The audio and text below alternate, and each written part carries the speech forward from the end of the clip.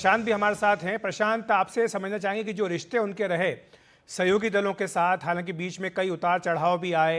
हमें याद है कि लालू जी का जो ऑर्डिनेंस था उसको लेकर के राहुल गांधी ने एक तरह से पूरा डिफेंस किया था, कहा था कि इस ऑर्डिनेंस को फाड़ करके फेंक देना चाहिए। लेकिन साथ में ये बात भी आई थी कि जो आरोप लगते रहे और जो नीतियों में परिवर्तन की बात कई बार आई, तो उन्होंने यहाँ ये कबूला था, कहा था कि कंपल्शन ऑफ कोलिशन पॉलिटिक्स होते हैं। तो जो सहयोगी दल थे, क्या वो उनके रास्ते में इस तरह की अड़चनें पैदा करते रहे जिससे कि जो सरकार का ट्रैक रिकॉर्ड था उस पर एक सवालिया निशान लगा?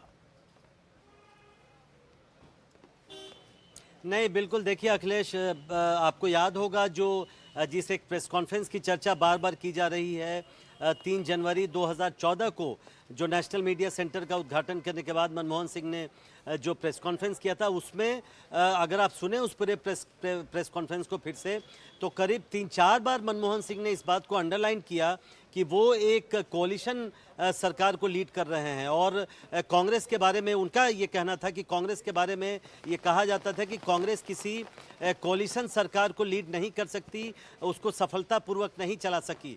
तो मनमोहन सिंह ने ये कहा था कि 10 साल एक कोalition सरकार को चलाना कांग्रेस का ये एक बड़ी सफलता थी 10 सालों में।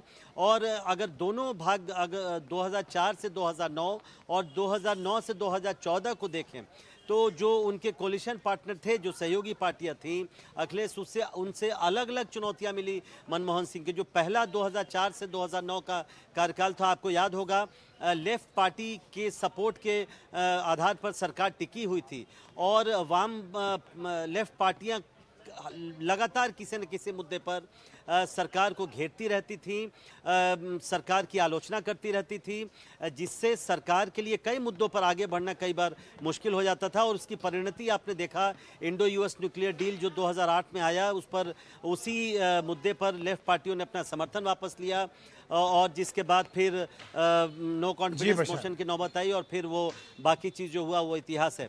जो 2009 से 2014 में हुआ, उसमें फिर दूसरे तरह की चुनौतियां आई। हमने देखा डीएमके के ए राजा को 2G घोटाले में उनका नाम आया और दूसरे तरह की कई चुनौतियां आई, खासकर भ्रष्टाचार के मुद्दे को लेकर। तो बिल्कुल उनको सामना करना पड़ा और कई बार उनको अपने कदम पीछे खींचने पड़े अपनी कई नीतियों को लेकर। बिल्कुल।